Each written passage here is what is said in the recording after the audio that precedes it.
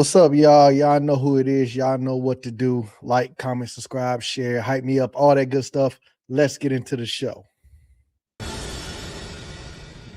So here we zo again, Mayor Mamdani moving closer to making his progressive dream a reality. His campaign promise to make New York City home to the nation's highest minimum wage is now headed to City Council for approval. If passed, minimum wage would nearly double in the Big Apple by 2030, jumping from $17 an hour today to $30 an hour. Mom and pop shops say that with already sky-high rent and rising costs, this pay hike could be the final straw and force them to cut jobs. Larry Kudlow, explain why minimum wage does, or I'm assuming in your opinion, does not work. I think he should have gone right to 50. What a cheapskate. You know what I mean? I mean, why stop at 30? Yeah, if you're going to do it. I mean, Why not? That's what I would have done. But I mean, look, these guys are working off margins that are very small, urban stores. I mean, except for some of the fancy European stores. But your basic mom and pop store doesn't have much of a profit margin. So you're going to have to pay labor. It's hard to they're not going to have the productivity gains to keep unit labor costs down and justify it. I mean, you should let the market should set the wage price. The market should set the clearing price of whatever goods or services you're buying. It's just crazy stuff. It's socialist stuff, but, you know. But what fascinates me, Brian, is that the messaging works. People hear higher wage and they think, yes, power to the people, but they don't understand the ripple effects. That then, if McDonald's has to pay $30 an hour instead of 17, the price of my hamburger also doubles because they can't afford labor costs unless they raise income. And then I get paid $30 an hour, but then the price of the burger that I want to buy has also doubled. But that messaging doesn't sound as good, and so people don't understand that. I feel like this appeals to the NYU student who's taken like 2 quasi-Marxist economics classes, Right. and they think this works, but they haven't tested it in the real world, so they're all in on Zoran. But, you know, we talk about, okay, what is this going to do? And we have the AI conversation. Will AI kill jobs or create jobs? And I think it's going to create jobs overall. But the area where I do think it will team up with policy and kill jobs is this. Yes, there are moms and pops that may not be able to employ AI, but then you've got that whole layer of retail where it's actually like national or multinational retail, and they have operations here. And they see this, and they've got 10 companies with an AI solution breathing down their neck saying, if you don't want to pay $30 an hour, I've got a way for you to do inventory and stocking and tracking and customer service, and you don't need any people. And AI is going to get a toehold, and I don't blame AI for doing this, but you know that their salespeople are calling these companies right now and saying, we can help you avoid the cost of this, and those companies are going to say 100%. Yes. And Zoran's going to blame AI, and he's going to want to regulate AI, and the problem isn't AI, it's you. Jackie.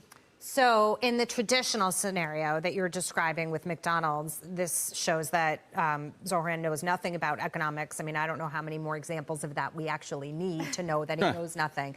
But you raise the prices and you actually make the affordability, you raise the wages, the prices go up, you make the affordability crisis worse. But this is really interesting what you're talking about, the AI solution sort of around it. In either scenario, it's a terrible scenario because if everybody's using AI, then you're killing jobs and people have no income. Yeah. So they're not actually sitting and thinking through this. But I go back to some of our sort of spitballing around about this in the beginning, which is that if we have to test some of these ridiculous scenarios to understand how stupid they actually are, then that's what we're in for. Well, can I just raise one point? There's something missing from this. The concept of profits, okay, which is alien to socialists. But if you're profitable, let's say your average labor cost is $10, and you might be profitable. All right, you might go to 15, you might go to 20, but at some point you hit the break-even point. Okay, the marginal cost exceeds the marginal revenue, so you have to fire them. Right. All right. Without profits, you have to lay off workers. Or close your doors, right? I mean, or just go out of business altogether. Yeah. I don't think that Mamdani or his socialist pals I mean, it's not Definitely their doesn't care lexicon. about that. Right. They don't even think about Profit it. is evil to them. It's evidence of evil, actually. You were But if talking. you don't make money, you can't stay in business. You were talking about what will be the reality check that will stop it. It's going to be businesses closing down. We were talking during the break about how wonderful eating is in New York City, and not only at people's houses, but at these wonderful restaurants. They have, to be specific, I looked it up, they have a profit margin of 2 to 6%. Yeah. Most restaurants, Tight. 2 to That's all. 6%. And they want to double the labor costs. Labor is about 30 to 40% of the cost of having a restaurant. So they want to double. This would just put about half of the restaurants in New York out of business. Flat. There's a wonderful guy named Zane Tankel, who owned more Applebee's in New York area than anybody else. He owned 40 Applebee's. We used to have him on a lot. He's a wonderful guy. He said, to your point, Brian, this is what this will first do is to get people to immediately switch to all the electronic, all the AI devices that they could possibly get their hands on. Fire as many people as possible. So yes, people will be out of work, but eventually a lot of companies can't afford all the AI solutions. They can't afford all the tech solutions that would allow them to avoid paying people twice as much as they were. So they're going to go out of business. And New York will go down in quality. The quality of life in this city will suffer, not only for the residents like us, but for the tourists who come. That's what they want. They don't want us here, David. That's the conclusion that I've come to. They need the tourists They want at least, a low and they won't come quality of either. life, and that is their Yeah. dream of what Larry's a going to beautiful Highland city Park. looks like. So Don't even be a problem. No state has seen more wealth leave in 10 years than New York. Mike, that soundbite is shocking, to say the least. Almost comical. But the crazy part is, I mean, she's an intelligent woman, supposedly.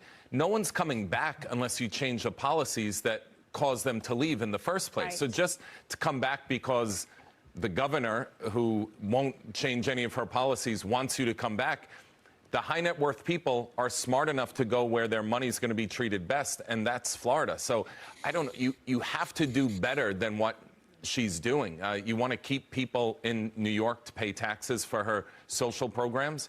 You have to offer them something. But keeping it status quo, you're going to get more of the exact same, and that's people leaving quickly. Jackie, what makes me nervous about this is we always talk about watch what I do, not what I say. She's saying a lot of things because she's in an election year, but the actions haven't changed. I don't believe her. I don't either. She endorsed Mamdani. She realizes right now that she needs revenue to be reelected and to keep things afloat so that she doesn't look like the total utter disaster that she actually is. But that's a separate issue. There's something playing out behind the scenes. David and I commiserate all the time about Mamdani, and we read this and we read that, and can you believe he wants to do this? And, you know, it'll blow your mind, and it's really disheartening, especially for people who live here. But I was reading an interesting article that was you know, we've been talking about Donald Trump threatening federal funding and to pull some of that. I've been waiting for that paddle, you know, to come kind of smack Mamdani and the city. But I was reading about a couple of lawsuits that gave me a little hope. Their Gateway project is a project where they want to be able to connect New York and New Jersey even further with more tunnels. That is stalled in court. That would be partially federally funded. The Second Avenue subway past 96th Street, which is where it ends right now, there was an expansion plan to take it up much further than that. That is tied up in court as well. So federal funds are not flowing here the way that they once were without any questions being asked. And I think that that's sort of like the story that nobody is talking about silently, but that is going to end up being what makes everybody do a little 180 the way Kathy Hochul has done. Well, the ridiculous part is obviously this idiot Mamdani decided he was going to go on a campaign run of telling everybody he's going to give them free this, free that, freeze rent. And that he was going to tax the rich. So my question, because I don't have a lot on this, I think it's all self-explanatory at this point, if you're keeping up. This man promised this, that, and the third, especially to tax the rich. The governor is against it. Now she's begging the wealthy who have already fled New York to come back. And like they said, there's no reason for them to come back, especially when you got Mamdani there. Like, they don't want to come back. And now he's talking about he wants to raise $30 an hour minimum wage. There's no way you're going to raise everybody at McDonald's minimum wage to $30 when you don't have more productivity. You don't have more profit coming in. You don't. So you're going to lose. McDonald's is not in the business of losing money. I guarantee it. No business usually is. So they're going to start cutting a lot of people, which is going to definitely slow down productivity. They're going to have way less and less profit. There's no way he's going to be able to raise it to $30 an hour, especially with everybody leaving. It's not going to happen. I'm like, but people voted for him because people are stupid. People are naturally ignorant. Naturally.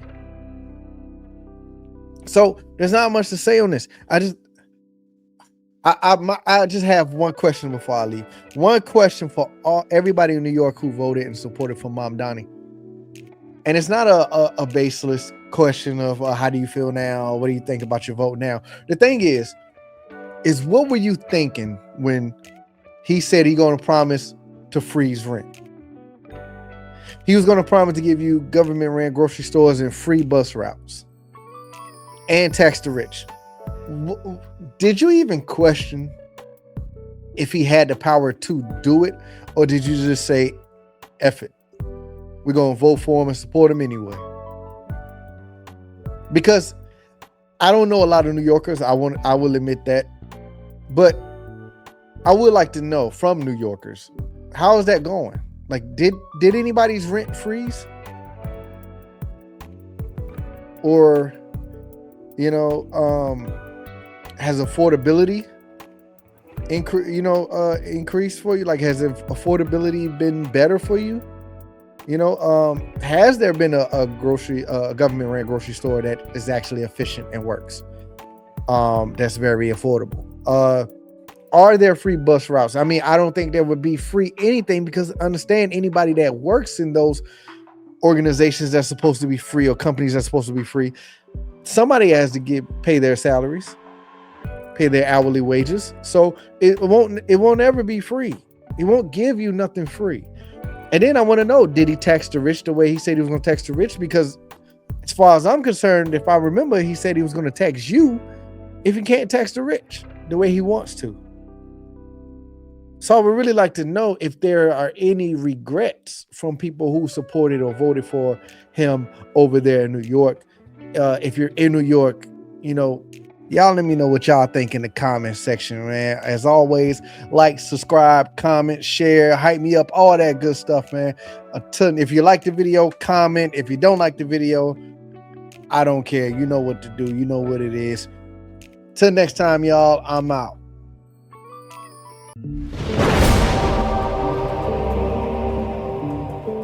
I feel like I'm good on my own. Don't need nobody beside me.